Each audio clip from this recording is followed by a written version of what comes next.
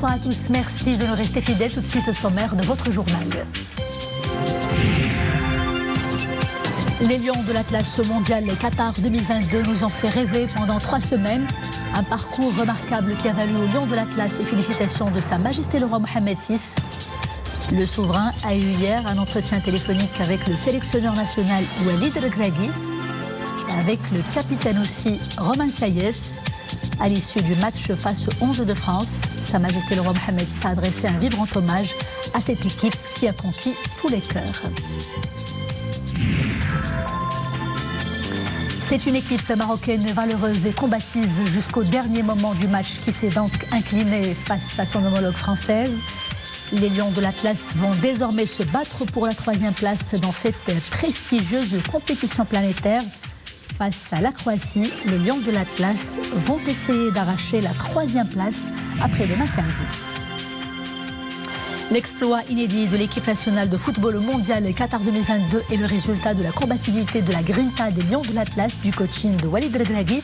C'est aussi le fruit d'un travail de longue haleine engagé au Maroc à travers la formation dispensée par l'Académie Mohammed VI de football. Nous suivrons le portrait croisé de 2 de ces brillants lauréats, Azdin Ounahi et Naïf Agred. Bonsoir, Sa Majesté le roi Mohammed VI a eu un entretien téléphonique avec l'entraîneur de l'équipe nationale Walid Regragui à l'issue du match de demi-finale de la Coupe du Monde de FIFA Qatar 2022, match qui a opposé hier la sélection nationale de football à son homologue française et qui s'est soldé par la victoire de l'équipe de France. Au cours de cet entretien, le souverain a adressé un vibrant hommage à l'entraîneur, aux joueurs et à l'ensemble des composantes de l'équipe nationale pour leur brillante réalisation lors de cette coupe, tout en leur souhaitant plein succès au cours de leur prochaine rencontre. Sa Majesté le roi a loué également la performance de Walid Regragui pour avoir pu, en quelques mois seulement, être à la tête de l'équipe nationale, forger un groupe de joueurs si compact et si combatifs au point de marquer cette compétition et faire honneur au peuple marocain et au public international par ses hautes valeurs de sportivité et son talent exemplaire. Sa Majesté le roi s'est également entretenu à cette occasion avec le capitaine de l'équipe nationale, Romain Saïs, à qui le souverain a souhaité prompt rétablissement pour sa blessure, le félicitant pour son leadership tout en chargeant plutôt de transmettre également les vives félicitations royales à l'ensemble de l'équipe nationale. Et toujours à l'issue du match de la demi-finale de la Coupe du Monde 2022 qui a réuni donc hier soir les équipes de France et du Maroc, Sa Majesté le roi Mohammed VI a eu un entretien téléphonique avec le président français, monsieur Emmanuel Macron. À cette occasion, le souverain a exprimé au président français ses félicitations pour la qualification de l'équipe de France en finale de cette prestigieuse compétition. De nombreux chefs d'État ont félicité Sa Majesté le roi Mohammed VI pour ce parcours historique mondial Qatar 2022, exploit qui a permis à l'équipe marocaine de football de jouer la demi-finale, notamment le roi Abdallah de Jordanie qui s'est dit fier de la prouesse marocaine au Qatar et le président de l'Union arabe de football, son Altesse royale le prince Abdelaziz Ben Turki Al Faisal, qui a exprimé sa pleine fierté et sa grande joie d'avoir pu voir une équipe arabe éblouir le monde entier grâce à une réalisation historique au mondial et devant de grandes équipes européennes notamment. La remarquable performance des Lions de l'Atlas leur a également valu les éloges du président américain Joe Biden. Joe Biden qui a regardé hier soir la demi-finale Maroc-France avec le chef du gouvernement Aziz Arnouch ainsi que d'autres dirigeants, tous réunis en marge du sommet des dirigeants USA-Afrique à Washington. Joe Biden s'est dit honoré d'avoir partagé ce moment de football avec le responsable marocain. Il a aussi exprimé et vivement salué plutôt la présence du Maroc à ce stade très honorable et surtout très avancé de la compétition, une première pour une nation africaine et arabe.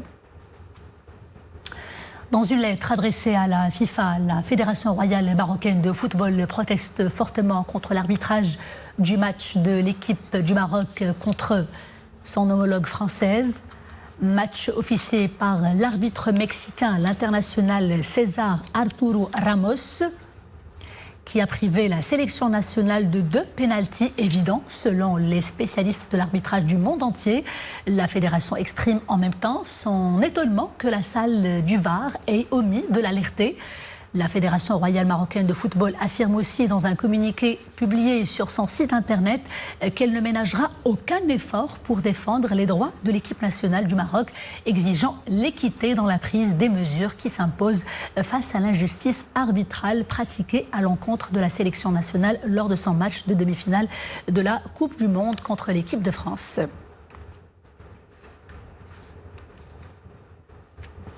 Et pour parler justement de ce match, de cette affiche palpitante Maroc-France, nous avons le plaisir de retrouver Boubacar Ben et son invité ce soir. Boubacar, bonsoir. Bonsoir Nisrine. Effectivement, les Lions d'Atlas ont été héroïques jusqu'au bout, malheureusement. Ils ont été héroïques depuis d'ailleurs le début de la compétition. Nous allons en parler avec notre invité, Rachid Lustek, cadre national de football. Bonsoir. Merci, bonsoir pour l'invitation. Donc on décortique un petit peu cette rencontre. Ils l'ont été héroïques, ils l'ont été, nous le disions, jusqu'au bout depuis le début de la compétition.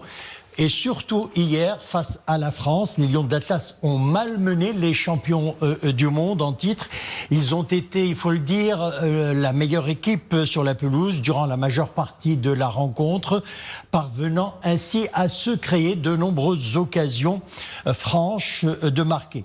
Il est vrai aussi que quelques erreurs défensives nous ont coûté cher, en plus d'un arbitrage pas très clair. Nous en parlerons avec notre invité. Malgré le score de 2-0, bravo les Lions de l'Atlas qui se retrouvent tout de même à disputer une 3e place de Coupe du Monde. Walid Regragui, le sélectionneur national, a fait part de son regret de ne pas avoir pu réaliser le rêve de tous les Marocains et d'aller en finale. Nous l'écoutons, c'était en conférence de presse. Là, on a donné le maximum, et c'est le plus important. On a eu quelques blessés qui nous aident pas. On a perdu Aguerd à l'échauffement, Seyss, Mazraoui à la mi-temps. C'était un peu trop pour nous, mais j'ai rien à dire parce que les joueurs qui sont rentrés, ils ont donné le maximum. On a été au bout, du bout. Et après, contre une équipe comme la France, la moindre erreur, elle est payée cash. On rentre pas bien dans le match. On a eu beaucoup de déchets en première mi-temps et on peut pas passer en finale avec autant de déchets techniques que la première mi-temps. En deuxième mi-temps, c'était beaucoup mieux. On a eu des situations, on n'a pas marqué, puis le deuxième but, il nous tue, mais bravo, ça n'enlève pas tout ce qu'on a donné avant. Un match à jouer, 3e, 4e, le Maroc joue jusqu'au bout. Ouais, mais ça va être dur mentalement. On va surtout donner aussi beaucoup de temps de jeu à ceux qui n'ont pas joué, parce que tout le monde doit participer, mais on a envie de finir 3e. Et on a confiance en tout le monde. Le plus important, c'est d'avoir donné un beau visage, d'avoir montré que le football au Maroc existait, qu'on avait des beaux supporters et que voilà, pour atteindre le très très haut niveau, aller gagner une Coupe du Monde, il va falloir encore travailler, mais on n'est pas loin. Voilà, c'était les déclarations à chaud de Walid Regragui. C'était juste après le coup de sifflet final. Walid Regragui, Boubacar, qui reconnaît les petites erreurs, mais il faut dire aussi qu'il y avait la fatigue a beaucoup pesé. La fatigue physique, les absences, les blessures qui nous ont malheureusement fait beaucoup de mal dans ce match. Nous en parlons avec Rachid Lustek. Avant de parler et décortiquer la rencontre, on a commencé à parler d'arbitrage. Qu'est-ce que vous en pensez? Avant de parler de l'arbitrage, il faut encore féliciter les Lions de l'Atlas, féliciter toutes les composantes de l'équipe nationale. Pour leur courage. C'est un exploit historique, c'est un parcours historique qui a honoré le continent arabe, le continent africain et bien sûr mais en finale, on aurait pu y être. Bien sûr. On a notre objectif à fixer, c'est la 3e place. Malheureusement, il n'y a pas que l'arbitrage, il y a aussi l'entame du match n'était pas comme les autres matchs. Il y avait la pression. Ce but précoce qui a déstabilisé un peu l'équipe. Hein. Exactement. Dans les 4-5 minutes, on a encaissé le but. Ça a déstabilisé. Ça a déstabilisé parce qu'on n'a pas eu cette situation auparavant. On était toujours soit 0-0, soit on menait le score. Mais je reviens à l'arbitrage. Plusieurs spécialistes, marocains bien sûr, mais surtout étrangers, d'anciens arbitres ont relevé cette erreur d'arbitrage du Mexicain.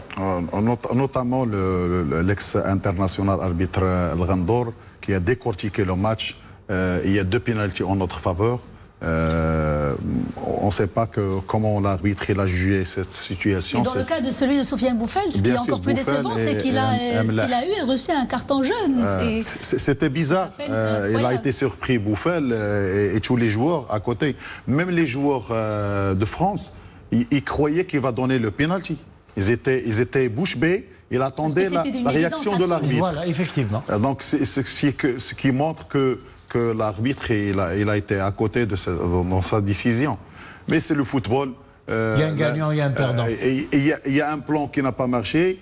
Il y a des blessures, il y a la fatigue, il y a plusieurs facteurs. C'est le concours de plusieurs. Mais bravo aux joueurs. Ils se sont donnés à fond.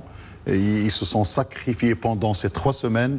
Et il y a encore une chance Rien de n'est perdu décrocher. encore, il y a une Certains décrochée. ont joué blessés. Ils n'ont pas lâché le morceau. Oui, Mazraoui, Seyss. Donc ils nous ont coûté 2 changements gratuits. À cause de ces changements, on a perdu beaucoup de temps. Et on a perdu notre chance aussi. Et il y a eu aussi plusieurs occasions ratées. Bien sûr, en deuxième mi-temps, on s'est rattrapé. On a créé beaucoup d'occasions. Au niveau de la possession de la balle, on avait la possession. On a créé des occasions. Mais le problème d'efficacité...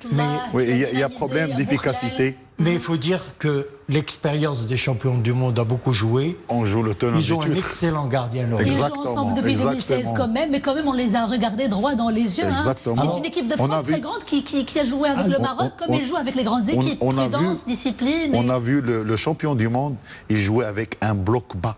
Voilà, effectivement. Le Maroc, l'équipe nationale, il a monté une pression énorme sur les joueurs. Alors, on n'a jamais vu l'équipe de France qui jouait avec un bloc bas. Et puis même Mbappé que l'on redoutait, il a été très bien maîtrisé, surtout par notre gladiateur Amrabat. À part les 2 joueurs qui étaient influents, c'était Griezmann et Giroud qui ont fait la différence. On n'a pas vu Mbappé, on n'a pas vu Dembélé, on n'a pas vu Dembélé aussi. Rachid Loussek, on va revenir à tout cela dans quelques instants. Le temps de parler des supporters, bien sûr, sur le stade, sur les gradins du stade, mais également les supporters qui ont convergé par milliers à Doha pour encourager les Lions d'Atlas, mais également c'est tout un continent qui a encouragé les Lions de l'Atlas. Et là, nous avons des déclarations. C'est enregistré, ça a été enregistré. C'était l'ambiance festive de cette rencontre Maroc-France. C'est à Abidjan, Côte d'Ivoire. On écoute. Ils sont fiers de l'équipe marocaine. Il a honoré l'Afrique. Et il a ouvert une grande porte pour les prochaines éditions, pour que notre équipe soit qualifiée. Et nous remercions énormément le peuple ivoirien pour le soutien et pour l'encouragement durant toute la compétition. On souhaite une bonne continuation pour que le Maroc gagne la 3e place face à la Croatie pour le match du samedi. On a perdu, je veux dire, mais c'est pas grave. Nous sommes allés quand même en demi-finale, mais vive le Maroc, vive la Côte d'Ivoire, vive l'Afrique. On n'est pas déçus, on est très contents, on est fiers de notre équipe, on est fiers de là où on est. Demi-finale de la Coupe du Monde, ça arrive pas dans tous les Coupes du Monde. Le Maroc, vraiment, c'est une fierté de l'Afrique, c'est une fierté des pays arabes. On remercie vraiment tout le peuple africain qui nous ont soutenus. Je suis très contente, je suis fière de mon pays parce que nous avons bien joué, on a une bonne équipe et malgré tout ça, on a une bonne équipe. On va gagner la Coupe d'Afrique. La Coupe du Monde, on a trop joué, on a dépassé plusieurs pays et on peut gagner la Coupe d'Afrique. C'est pas la fin du monde, il y a beaucoup de choses qui viennent après. L'essentiel, on a une bonne équipe. Et j'ai dit merci à tout le monde. C'est ça le ballon. Il y a quelqu'un qui gagne, il y a quelqu'un qui perd. Donc, nous, on est toujours avec le Maroc et on est fiers de Marocains. La Coupe du Monde a été une épopée fantastique pour le Maroc, pour l'équipe du Maroc. Les Lions nous ont rendus fiers, l'ont rugi à maintes reprises contre des grandes équipes. On n'a pas du tout démérité. Même ce match était un match formidable. Ils ont joué jusqu'à la dernière seconde malgré les problématiques de santé pour certains d'entre eux. On est fiers on est très très fiers de tous nos Lions. On est fiers de Regragui, on est fiers de tout ce qui s'est passé pendant cette magnifique Coupe du Monde. Ils ont eu un parcours digne. Un parcours historique, montrant ainsi que le monde a changé, et que l'Afrique, dans toutes ses composantes, est maintenant prête à relever tous les défis. Aujourd'hui, même s'ils ont été battus, mais ils sont tombés les armes à la main. Alors Nisséline, si le football national se montre aujourd'hui sous son meilleur jour, c'est en grande partie grâce à la qualité de la formation dispensée à l'Académie Mohamed VI de football. Effectivement, Bouker, derrière cette réussite dont on parle, cette réussite surprenante des Lions de l'Atlas, il y a le goût de l'effort, il y a la persévérance, l'amour de la patrie, le mindset positif de Walid Regragui, mais il y a aussi ce travail acharné accompli depuis plusieurs années déjà par l'Académie Mohamed VI de football, l'académie qui est un lieu où les talents se découvrent et s'accompagnent de bout en bout. Et ce soir, nous allons braquer les projecteurs sur 2 de ces lauréats qui ont brillé pendant ce mondial. J'ai nommé Azzedine Ounahi, qui a impressionné, qui a ébloui le sélectionneur espagnol Luis Enrique, et puis Naïf Agredoussi, reportage avec Oumé Marabé et Qaïma Belouchi. Le magicien numéro 8, l'insaisissable. Azzedine Ounahi, le milieu de terrain qui aura le plus marqué l'histoire de cette Coupe du Monde. Une maîtrise technique et un jeu déroutant, de quoi attirer tous les regards sur lui.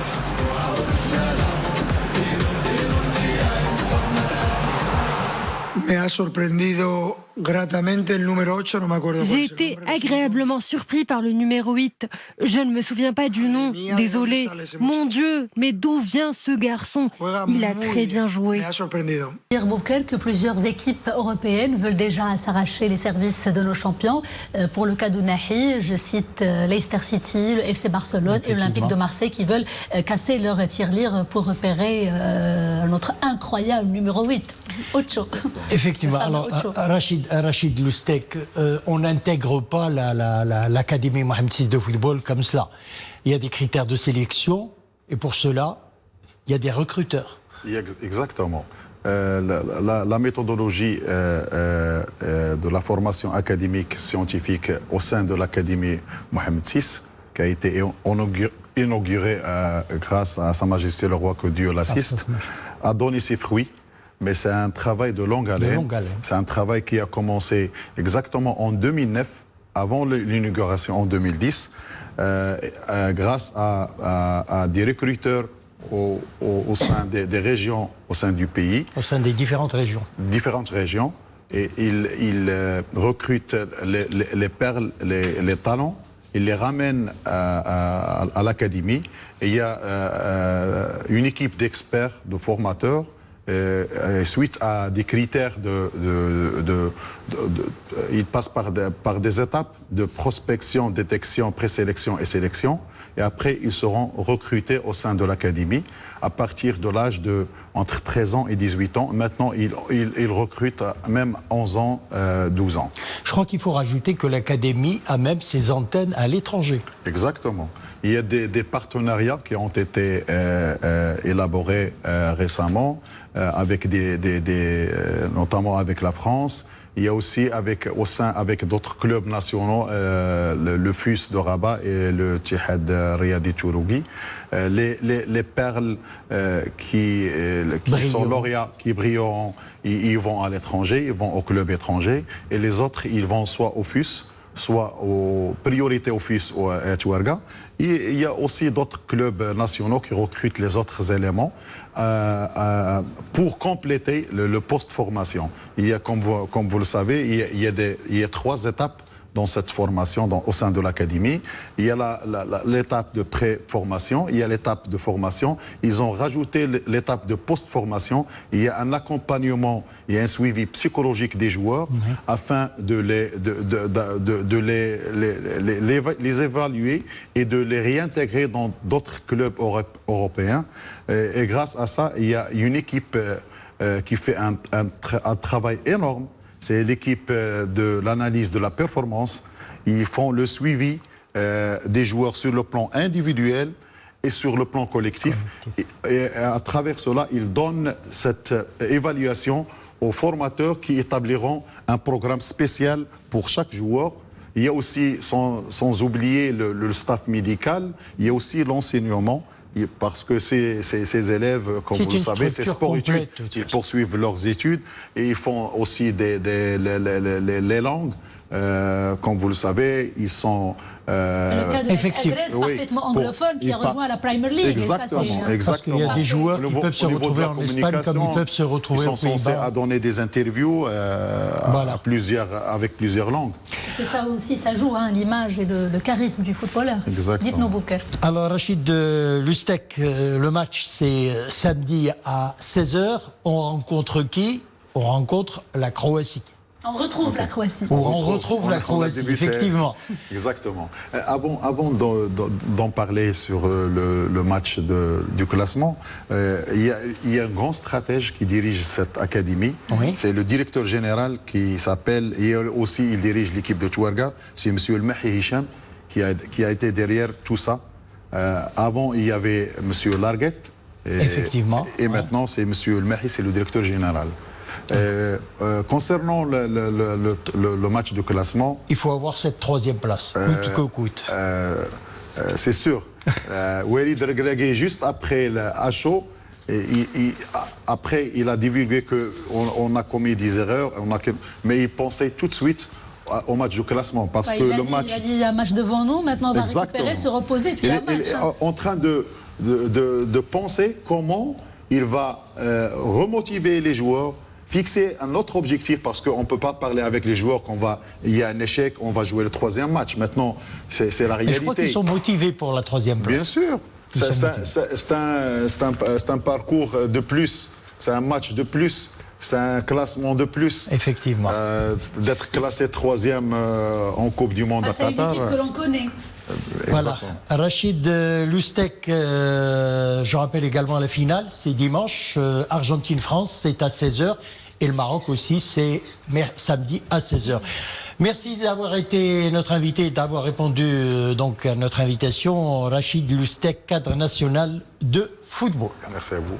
Et aujourd'hui, Bouker, vous allez nous parler d'une légende du football. C'est le cas de le dire. Ça nous vient du Brésil.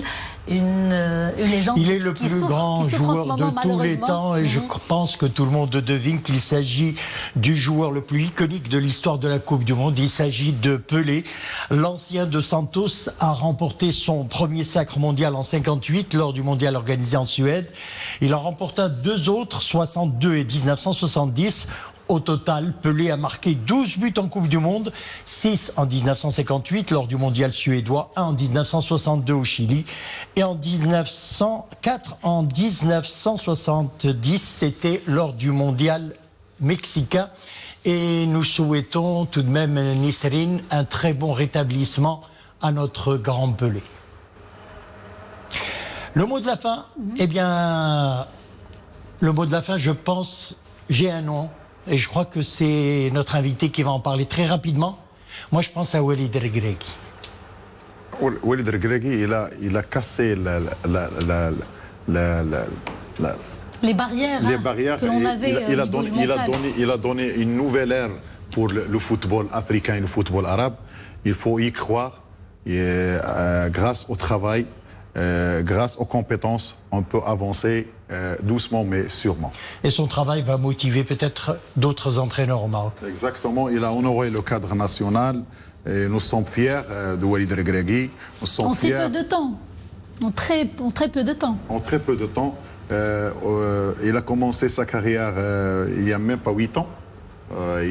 Mais la compétence ne connaît pas. Je parlais de la période où il a pris les commandes de l'équipe nationale. Oui. Eh bien voilà, Walid Regragui, c'était notre mot de la fin, Nisrine.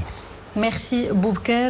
Alors tout de suite, on poursuit notre journal direction Washington pour parler du sommet des dirigeants États-Unis-Afrique qui se poursuit à Washington avec la participation du Maroc, un agenda bien rempli et de grands enjeux économiques, financiers mais aussi sécuritaires pour le continent africain. Le chef du gouvernement marocain Aziz Akhnouch a mis en avant l'engagement fort du Royaume du Maroc sous le leadership de Sa Majesté le roi Mohammed VI en faveur de ce partenariat stratégique. Nisrine El Hamdaoui pour les développements. Le Forum des affaires tenu dans le cadre du sommet des dirigeants États-Unis-Afrique, l'occasion pour le Maroc de réaffirmer son engagement en faveur d'un partenariat entre les deux parties. Sous le leadership de Sa Majesté le Roi, un fort élan est enclenché pour approfondir les liens du royaume, aussi bien avec son continent qu'avec les partenaires américains. Le chef du gouvernement rappelle à cet effet les visites d'État effectuées par le souverain durant les dernières années. En tout, plus de 50 visites dans une trentaine de pays d'Afrique, où plus de 1000 accords ont été signés. Quant à la volonté de développer un partenariat inclusif et durable avec les États-Unis d'Amérique, elle s'est réellement concrétisée avec la signature en 2004 d'un accord de libre-échange, le premier signé avec un pays africain. Le chef du gouvernement n'a pas manqué de souligner l'importance de l'adaptabilité, estimée comme deuxième condition de succès de tout partenariat.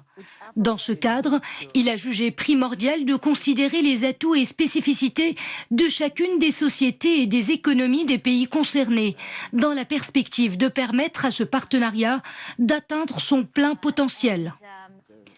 Pour l'aboutissement de tout partenariat, le Maroc plaide en faveur de la mise en place de programmes d'accompagnement au développement efficaces, inclusifs et en phase avec les aspirations naturelles de chaque pays.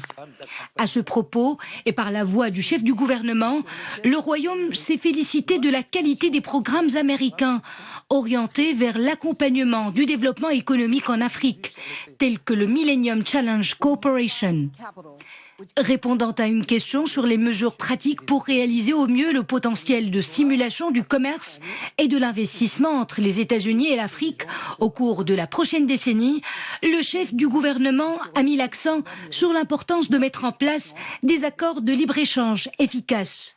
Il a par ailleurs invité les partenaires américains à profiter des avantages et potentialités que leur offre la zone de libre-échange continentale africaine, ZLECAf, pour développer encore plus les activités sur le continent.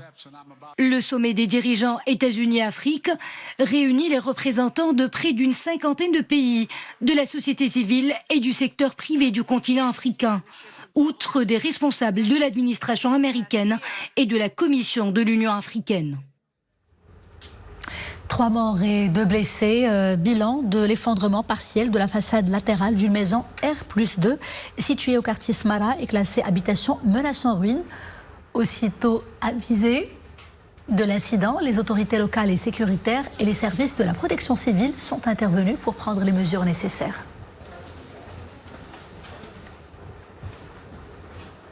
Et avant de refermer ce journal, cette alerte météo, de fortes pluies parfois orageuses, des rafales de vent assez fortes et des chutes de neige sont prévues à partir de ce soir et demain aussi dans plusieurs provinces du royaume. De fortes précipitations comprises entre 30 et 70 mm vont intéresser Chefchaouen, Taounet, Tétouan, Al-Husseima, Ouazzan, Sfaro, Ifran, Tazab, Nimla, Lekhnefra. Et puis des pluies oscillant entre 20 et 40 mm sont attendues à la Rayesh, Fas Anja, Tanger, Assela et Knetra, et les chutes de neige entre 10 et 35 cm au-delà des 2000 mètres d'altitude vont concerner les provinces d'Ifren, Boulmel, Benimlel, Taza, Azilal et Milt. Et c'est la fin de ce journal. Merci d'avoir été des nôtres. Je vous dis à demain, toujours avec grand plaisir. D'ici là, portez-vous bien.